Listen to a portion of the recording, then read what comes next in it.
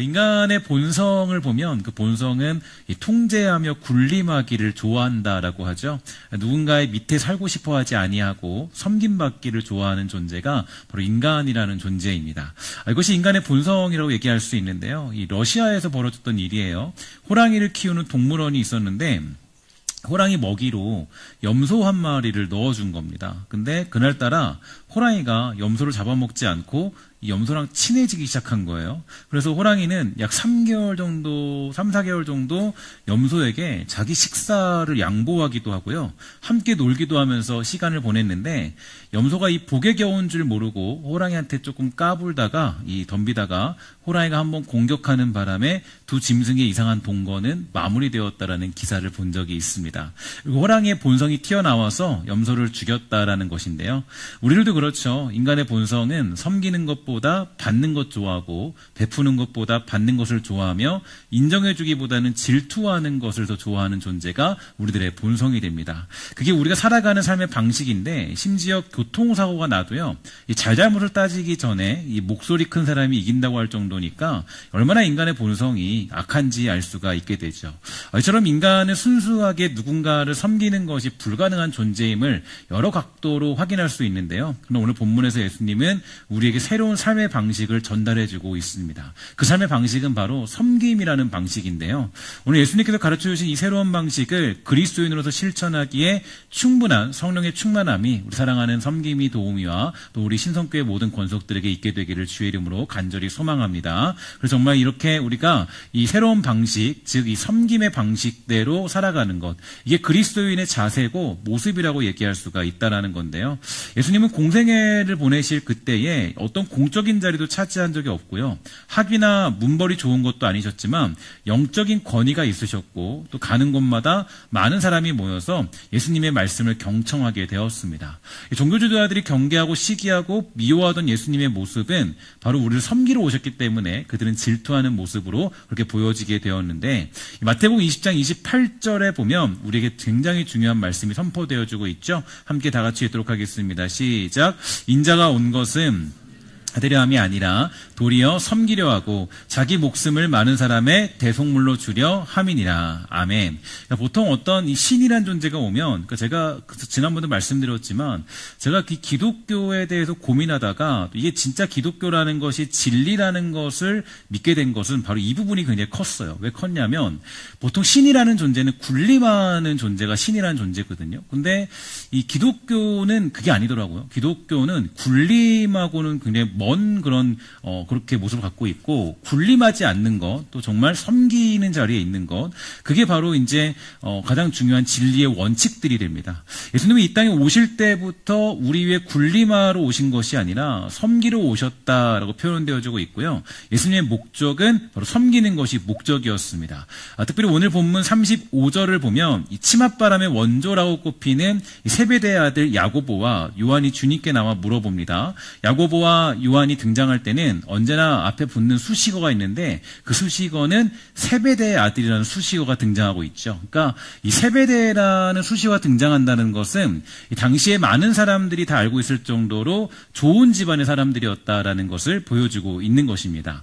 이런 사람들의 특징들을 보면 거침이 없어요. 왜냐하면 가진 것이 있고 능력이 있고 문벌도 좋고 학력도 좋기 때문에 뭐 거침이 없죠. 성공하기 위해서는 뭐든지 다 할 수 있는 사람들의 조건을 가지고 있는 사람들이 바로 이 세베대의 아들이라고 불리는 사람들이었어요. 집안도 좋고 능력도 있기에 살아오면서 뭐 거절도 당해본 적이 별로 없는 사람이기 때문에 당당하게 요구하는 것이 있습니다. 이렇게 뭐 보통 우리는 하나님 앞에 조금 더 이제 좀 뭐랄까요? 조금 이제 우리는 좀 부끄럽게 요구할 때 있죠. 하나님 저 이것만 좀 해주시면 안 돼요? 라고 이렇게 좀 기도하면서 하나님 저 이거 할 테니까 이거 해주면 안 돼요? 라고 요구할 때가 있잖아요. 근데 이제 이 사람들은 어떻게 얘기했냐면 우리가 구하는 것은 다 내놓으십시오라고 그렇게 이야기하는 그들의 모습들을 볼 수가 있게 됩니다. 왜냐하면 이유가 있어요. 자기들은 그물도 버렸고 직업도 팽개쳤고 가족과도 생이별을 하고 다 드렸으니까 이제 주님이 나에게 내놓을 차례입니다. 제가 구하는 것은 다 주셔야 돼요. 라고 이렇게 요구하는 걸 볼 수가 있게 돼요. 만약 제가 예수님이라면 이렇게 얘기했겠죠. 야, 너 이제 너 같은 놈은 필요 없다. 스승을 앞에 두고 뭐 하는 거냐? 라고 할 테지만 예수님은 다릅니다. 예수님은 뭐라고 부르셨냐면 이르시되 너희에게 무엇을 하여 주기를 원하시느냐? 이렇게 질문하셨는데요. 너무나 재미있는 사실은 자신들을 주의 우편에 좌편에 앉게 해달라는 야고보와 요한의 요청에 대하여서 예수님은 이렇게 얘기하셨습니다. 38절부터 40절에 보니까 이게 좀 의미심장한 이야기인데 이 얘기죠. 예수께서 이르시되 너희는 너희가 구하는 것을 알지 못하는도다. 내가 마시는 잔을 마실 수 있으며 내가 받는 세례를 너희가 받을 수 있느냐? 그들이 말하되 할 수 있나이다. 예수께서 이르시되 너희는 내가 마시는 잔을 마시며 내가 받는 세례를 받으려니와 내 좌우편에 앉는 것은 내가 줄 것이 아니라 누구를 위하여 준비되었든지 그들이 얻을 것이다. 이렇게 예수님이 대답해 주셨습니다.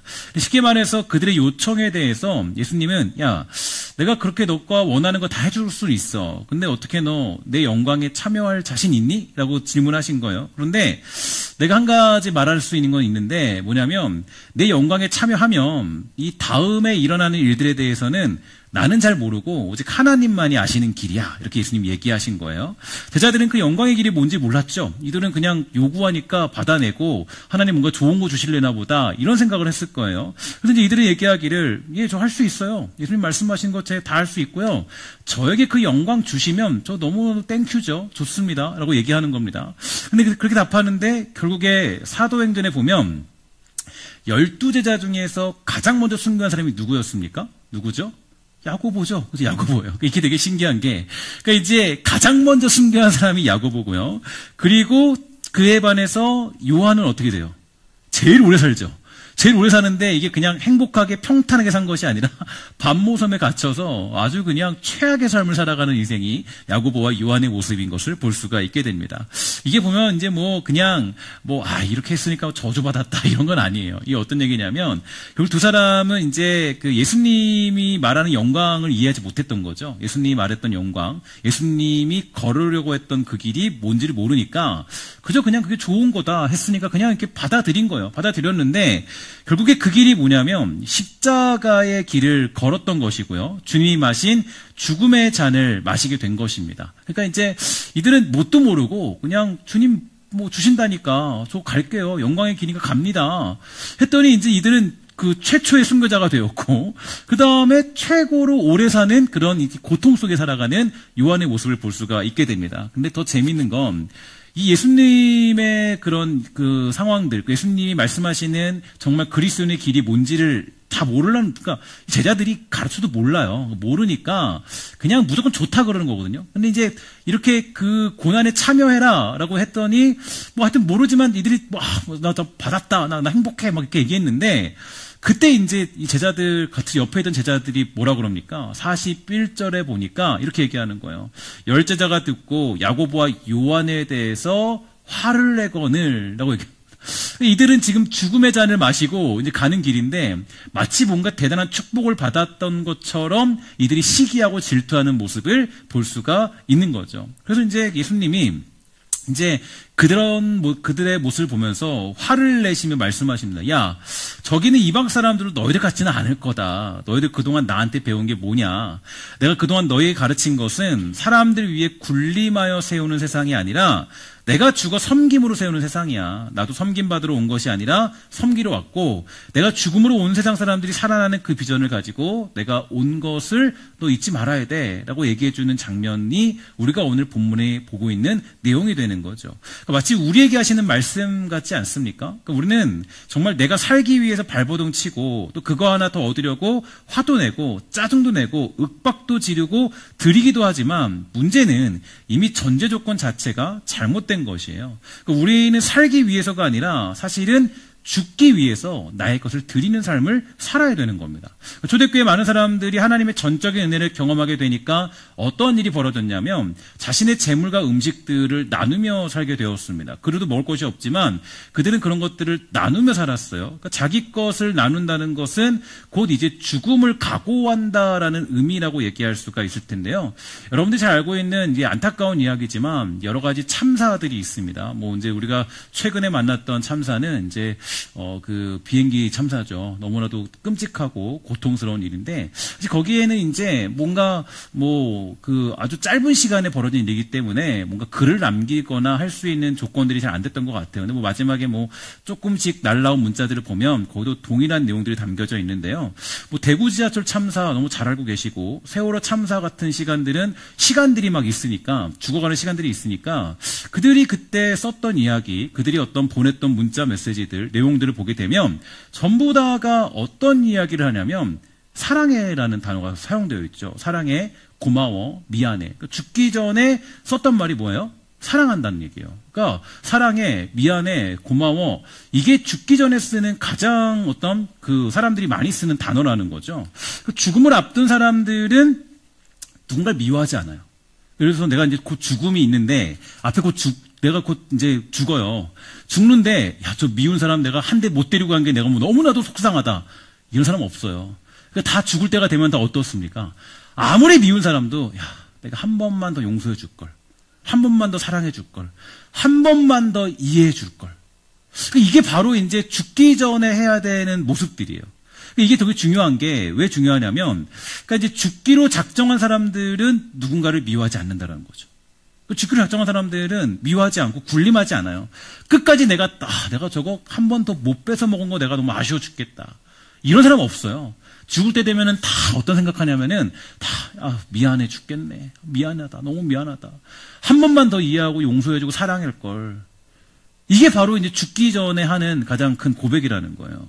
그러니까 이제 결국 주님께서 이 땅에 오신 이유가 섬기러 오셨다는 것은 죽기로 작정하시고 오셨다라는 것을 의미하고 있는데, 그러므로 살고자 하는 사람들의 특징은 뭐냐면 섬김이 없습니다.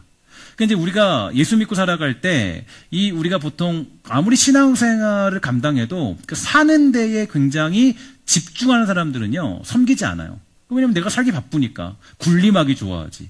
근데 내가 예수님의 길을 따른 사람들은 예수님이 이 땅에 뭘로 오셨어요? 죽기로 오셨죠. 죽기 위해 오셨어요. 그러니까 예수님은 군림하지 않아요. 미워하지 않아요. 그러니까 예수님은 그것들을 이해하고 받아주시고 섬기십니다. 왜냐하면 죽기 위해 오셨기 때문에. 그게 예수님의 목표이기 때문에. 우리도 예수님 길을 걸어가잖아요. 그러니까 우리들도 뭐냐면 그러니까 우리가 섬김이 있다라는 것은 곧 죽음을 우리는 기대하고 있는 사람들이라는 거예요. 죽음을 향해 달려가는 사람들이, 그 사람들이야말로 섬김이 있고 누군가 위에 군림하지 않고 그 섬김의 길을 걸어갈 수 있다라는 겁니다. 그러니까 이제 죽고자 하는 사람들은 섬김이 있지만 살고자 하는 사람은 섬김이 없어요. 군림하는 데 집중하죠. 그러니까 이제 나눔과 사랑이 있는 사람들이 죽는 사람들입니다. 그래서 우리들은, 그리스도인들은 이미 이 땅에서 죽은 사람들이기 때문에 이 나눔과 사랑을 가지고 살아갈 수가 있다라는 거죠. 이 땅의 비전은 어떻게 하면 내가 살 수 있을까에 대한 질문을 가져야 됩니다. 그런데 예수 믿는 사람의 비전은요, 반대예요. 예수 믿는 사람들은 어떻게 하면 내가 죽을까? 저 사람 앞에 내가 죽을까? 이게 여러분 고민이셔야 돼요. 그러니까 어떻게 하면 내가 저 사람 이겨먹지? 내가 저 사람 이겨먹고 내가 내 의견으로 반박하고 괴롭게 만들고 힘들게 만들고 그렇게 할까? 그게 아니라 좀 억울한 자리에 있어야 돼요. 그러니까 이제 우리가 예수 믿는 사람들은요, 그러니까 너무 제가 보니까 그럴 필요는 없어요. 그러니까 우리가 살아갈 때 우리가 성경에 보면요, 그러니까 보면 억울한 사람 투성이에요. 그렇죠? 예수님이 항변할 수 있었어요, 없었어요? 항변할 수 있었죠. 예수님도 항변할 수 있었어요. 갑자기 무슨 일이 생기면 그 사람들이 있었기 때문에 변호사 대동할 수 있었겠죠. 소위 말해서. 예수님도 그럴 수 있었을 거예요. 항변하고, 너 내가 그렇게 한 거 아니거든.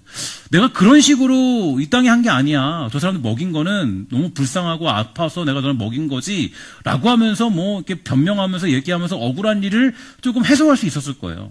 예수님은 어떤 자리에 있어요? 억울한 자리에 있죠. 그러면 이게 되게 우리가 중요한 도전입니다.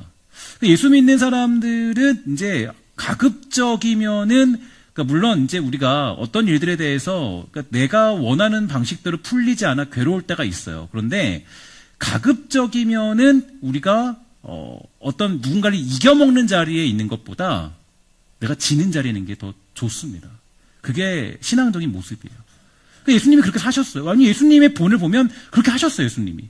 그러니까 우리가 누군가 위에 굴림해서 이제 내가 뭔가 의견 가지고 내가 이겨먹는 건 사실 그거는 내가 그 사람이 굴림하겠다는 거거든요. 내가 지식이 더 세고 내가 더 경험이 좋고 내가 능력이 좋기 때문에 너 내 말 따라야 돼 이렇게 되는 건데 할 수 있다면은 내가 더 억울한 자리에 있는 게 좋다라는 것이 성경이 제시하는 그런 모습들이에요. 그러니까 이 그리스도인들이 정확한 비전은 바로 우리가 죽기 위해 살아가는 겁니다. 그래서 죽기 위해 가는 것이고 섬기고 발을 씻겨주기 위해서 예수님은 우리를 세상에 보내주셨음을 잊지 말아야 되는 거죠.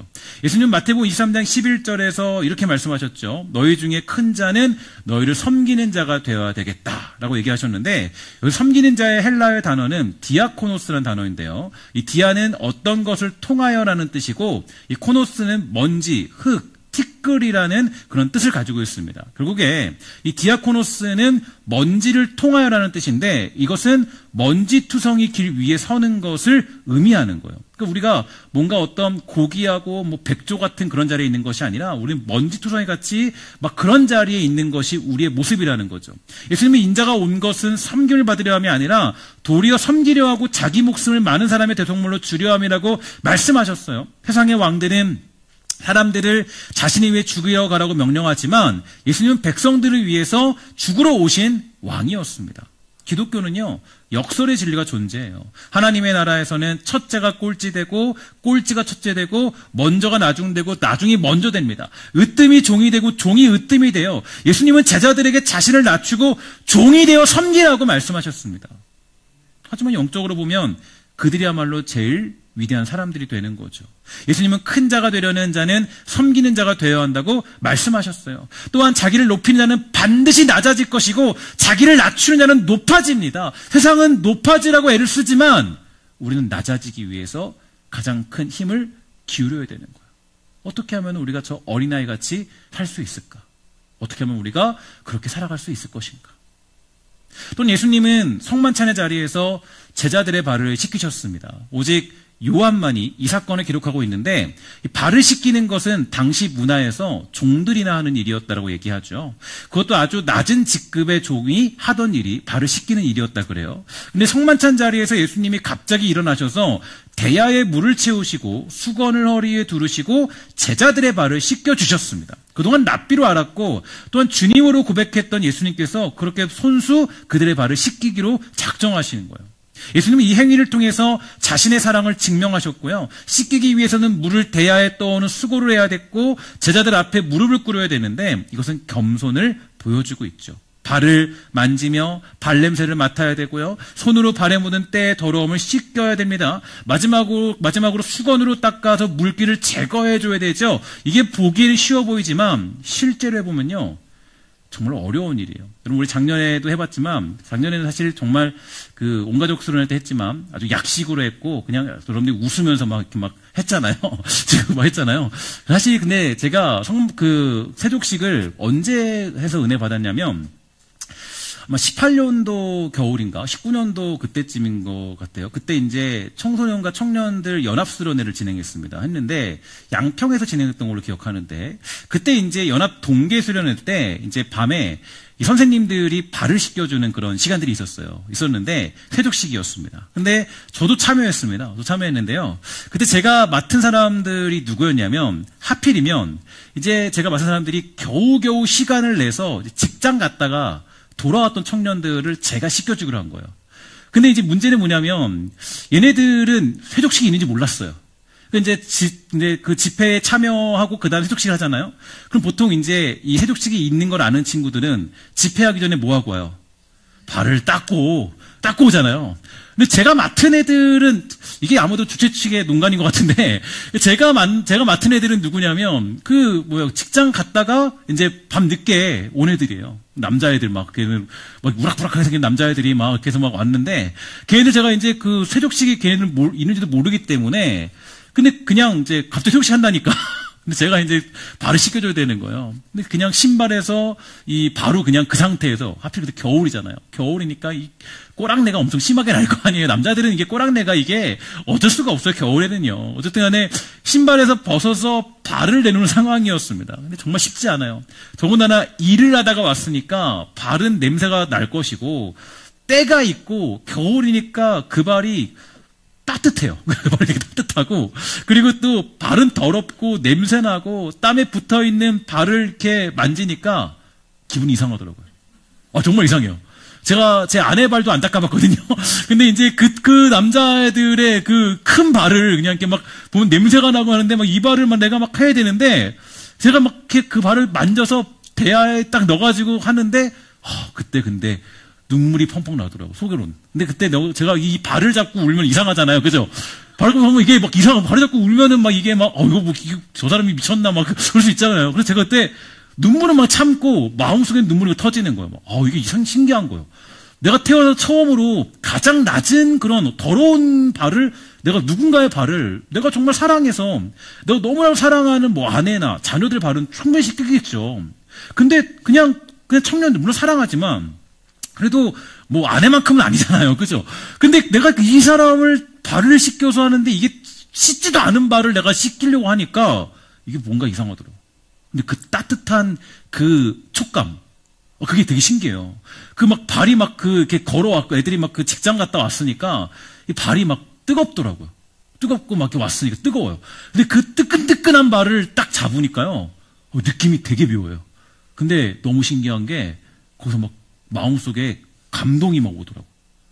마음속에 뭔가 그 발을 딱 만졌는데 그 따뜻한 뭔가 어떤 그 발의 그 느낌이 뭔가 어떤 내가 섬기는 그 어떤 마음속에 어떤 그런 은혜가 있더라고요. 그러니까 그 수련회를 잊지 않고 멀리서 일을 마치고 찾아온 그 청년들이 얼마나 고맙고 기특하고 또 하루를 열심히 살아온 그 발을 만지니까 뭔가 가슴이 굉장히 뭉클했습니다.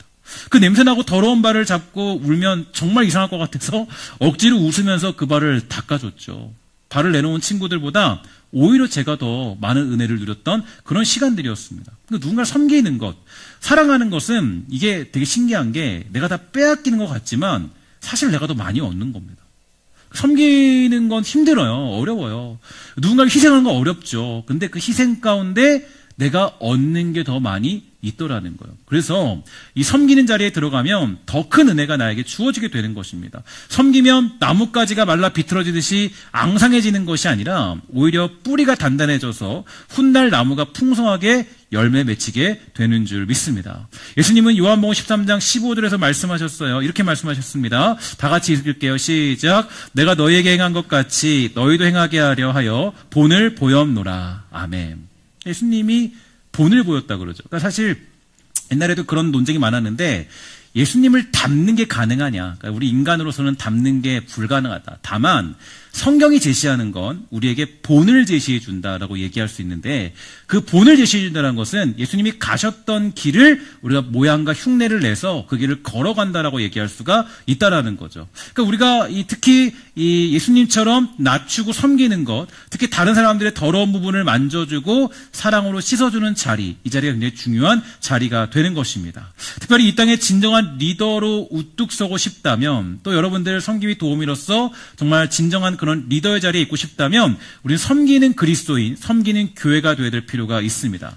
영국 샌더스트 육군사관학교의 교훈은 이렇게 되어 있어요. 이끌려면 섬겨라 라고 되어져 있죠. 서버트 리더십 센터의 최고 경영자 로버트 그린 리프는 이렇게 얘기했습니다. 사람들은 섬기는 사람으로 증명되고 신뢰감을 주는 리더들에게만 자연스럽게 반응할 것이다.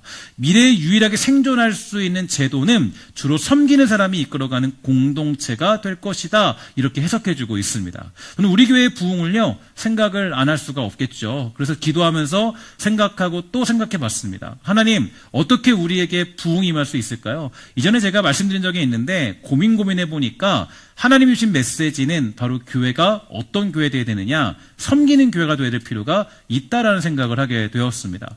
교회는 섬기는 교회가 되어야 되겠죠. 우리 사랑하는 성도들이 정말로 축복받고 잘 되도록 신앙의 성숙한 자리에 서도록 교회는 성도들을 섬기는 교회가 되어야 될 필요가 있습니다. 또 교회는요 이웃을 섬겨야 돼요. 또 지역사회를 섬겨야 됩니다. 뿐만 아니에요. 그리고 이 나라와 민족, 세계 열방을 섬겨야 되는 것이 교회의 사명이라고 얘기할 수가 있어요. 여기에 대한 꿈을 가지면 하나님은 우리에게 부흥을 허락해 주시는 줄 믿습니다. 우리가 섬기고자 결단하면 하나님 우리가 이 지역과 이 민족과 이 사회와 이 세계와 이 나라와 이 열방들을 섬기는 교회가 되게 하소서라는 그런 비전을 가지게 되면 하나님이 우리에게 하나님이 주시는 놀라운 축복들을 허락해 주시는 줄 믿습니다. 여러분 모두에게 이런 믿음이 있게 되기를 주의 이름으로 간절히 부탁을 드리겠습니다. 그래서 저는요, 여러분을 기도로, 말씀으로, 할 수 있는 대로 교회를 통해서 여러분을 섬기는 것에 대해서 부족함 없도록 섬길 것입니다. 그리고 여러분들과 함께 이웃과 지역과 나라와 민족을 섬기는 교회가 되는 꿈을 가지게 되기를 주의 이름으로 간절히 축원합니다. 우리가 함께 이 섬김의 비전을 가지게 될 때 하나님은 우리에게 넘치도록 부어주실 것이고 우리가 그 일을 감당할 능력을 허락해 주시는 줄 믿습니다. 우리의 중요한 것은요, 하나님 앞에 내가 이 땅과 민족과 많은 이웃들과 사람들을 섬기겠다는 비전, 그 비전을 가지면 하나님이 우리에게 그 비전을 이룰 수 있는 힘과 능력을 베풀어 주시는 거예요. 언젠가 제가 새벽에 기도하면서 주님께 이렇게 물은 적이 있어요. 하나님, 앞으로 제가 해야 될 일이 무엇입니까? 라고 그렇게 기도하면서 묵묵히 생각을 정리해 본 적이 있습니다. 그러니까 할 일이 많더라고요. 되게 많고 교회가 감당할 일들이 굉장히 많이 있을 거라는 생각이 들었어요. 일단 교회적으로 여러분들이 최고의 은혜를 받을 수 있는 여러 가지 해결해야 될 일이 많고요. 앞으로 감당해야 될 선교와 또 이웃에게 복음을 전해야 될 수많은 일들이 눈앞에 보여서 정리하고 또 정리해 본 적이 있습니다. 근데 그렇게 정리하고 보니까 문제가 뭐냐면 이걸 이렇게 또 섬겨봐야지, 저렇게 섬겨봐야지, 이런 섬김이 필요하겠다, 이렇게 또 우리가 선교도 감당하고 일도 감당하겠다 라고 이렇게 생각해 보니까요, 뭐가 문제냐면 재정이 많이 필요하더라고요. 재정이 많이 들어가더라고요. 그래서 누가 그랬습니다. 돈은 뭐라 그럽니까? 현실이라 그러죠.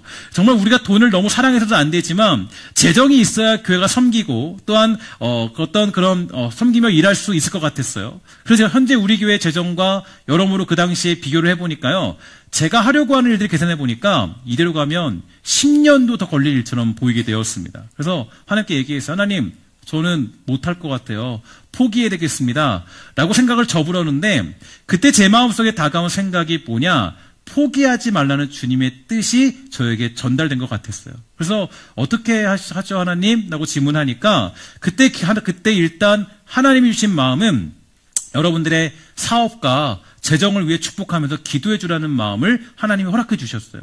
저는 태어나서요, 정말 어떻게 생각할지 모르겠지만 한 번도 저의 재정을 놓고 기도한 적이 없습니다. 한 번도 하나님 제가 조금 더 조금 잘 살게 해주시고 좀 잘 벌게 해주시고 기도한 적이 없어요. 돈 문제 때문에 기도한 적도 한 번도 없습니다. 그때는 있었어요. 어땠냐면은 이렇게 청소년 캠프를 진행해야 되는데 돈이 없으니까 돈 좀 주세요 했던 지역이 있었는데 하나님이 이런 방법 저런 방법으로 채워주셨던 기억들이 있어요. 그래서 정말 하나님이 주신 대로 쓰고 살겠다는 마음으로 살았는데 이상하게도 하고자 하는 일들에 여러분들을 축복하면서 기도해 주라는 마음이 들었습니다. 그래서 기도했어요. 하나님, 우리 교회 성도들이요, 정말로 재정적으로 궁핍하지 않도록 주님 허락해 주세요. 그래서 하나님, 우리 교회가 재정적으로 어렵지 않게 하시고 우리 사랑하는 성도들이 그런 축복을 받을 때 하나님께 즐거이 헌신하며 드리고 11조하는 교인으로 세워주세요. 하나님의 일들을 감당하고 섬기는 교회로 세워주소라는 그런 기도를 하게 되었습니다. 일단 하나님 주신 마음을 생각하고요, 여러분들의 재정을 위해서 기도하고 있습니다. 여러분들이 궁핍하지 않고 여러분들 어렵지 않고 재정적으로도 풍요로운 성도가 되도록 기도하고 있어요. 바울도 하나님의 일을 감당할 때 그에게 곳곳에서의 재정적인 도움의 손길이 주어졌듯이 저는 우리 교회가 감당할 일들이 여러분들의 손을 통해서 이루어질 수 있게 되기를 주의 이름으로 간절히 축원합니다. 그럼 우리가 정말로 재정이 없어서 못 섬긴다, 그런 교회 되지 않았으면 좋겠어요. 정말 우리가 어려워서, 성도들이 어려워서 궁핍해서 섬길 수 없다, 그러지 않은 교회가 됐으면 좋겠습니다. 여러분 사업이 잘 되고 여러분 사업 가운데 어려움이 없고 모든 것들 가운데 하나님이 주시는 축복들을 마음껏 누려서 우리 교회가 정말 이 지역과 민족과 세계와 열방을 섬기기에 부족함 없는 그런 교회 되기를 주의 이름으로 간절히 축원합니다. 그래서 우리 교회가 정말 재정의 문제로 섬기지 못하여서 섬김을 끊어버림으로 멈춰있는 교회가 아니라 우리에게 부어주시는 큰 은혜를 따라서 더욱더 넉넉하고 풍성하게 섬길 줄 아는 교회 되기를 간절히 소망합니다. 그런 교회가 되기 위해서 우리는 더욱더 기도해야 되고 하나님의 능력을 구해야 되겠죠. 하나님이 기뻐하시는 교회가 되기 위해서 우리 힘쓰며 살아가는 그런 사랑하는 신성교회 되기를 간절히 주의 이름으로 축원합니다. 하나님이 주시면 섬기기 위해 드리시고 그 드림에 하나님은 여러분들을 더욱 축복하여서 이 땅을 섬기는 주의 백성이 되는 줄 믿습니다. 특별히 오늘 세워진 구역들에게 이 섬기의 비전이 회복되어서 복받 복받는 자로 살아가기에 충분한 역할을 감당하게 되기를 주의 이름으로 간절히 축원합니다. 또한 기도하기 원하는 것은 우리 살아가는 섬김이 도우미 분들 혹시라도 정말 어려움 당하지 않기를 간절히 소망해요. 정말 어려움 때문에, 가정의 어려움 때문에, 재정의 문제 때문에, 삶의 현실 때문에 내가 섬기는 것을 포기하지 않는 넉넉하고 풍성한 삶으로 여러분들의 모든 인생이 회복되기를 주의 이름으로 간절히 축원합니다. 그래서 한 해 동안 주님 섬길 때에 정말 하나님이 주시는 복들을 마음껏 누리고 기쁨으로, 즐거움으로, 풍성함으로 주님 섬기는 그렇게 아름답고 복된 사랑하는 신성교회 모든 구역들, 섬김이와 도우미들 다 되시기를 주의 이름으로 간절히 축원합니다. 기도하도록 하겠습니다. 하나님 감사합니다. 사랑하는 주의 백성을 축복하시기 원하는 것은 하나님 또 구역을 섬기기 위해서 작정하고 결단했습니다. 하나님 섬길 때 여러 가지 주어지는 현실들이 필요합니다. 하나님 또 사람들에게 또 여러 가지 것들로 섬겨야 되고 여러 가지 많은 것들로 그들을 도와야 될 텐데 혹시라도 내 자신이 궁핍하여서 그들을 섬기지 못한 상황에 놓이지 않도록 붙들어 주옵시고 넉넉한 은혜로 그들을 섬길 수 있는 축복들도 주님 허락하여 주시옵소서. 또 사랑하는 우리 신성교회가 정말 아버지 하나님 또 이 섬김의 자리에 섰을 때 그냥 궁핍함으로 섬기는 것이 아니라 하나님이 주시는 여유와 넉넉함과 풍성함으로 이 민족과 도시와 모든 세계를 섬길 줄 아는 복되고 아름다운 교회 될 수 있도록 주여 돌보아 주시옵소서. 주께서 함께 하시는 일 믿사오며 모든 말씀 예수님의 이름으로 간절히 기도합니다. 아멘.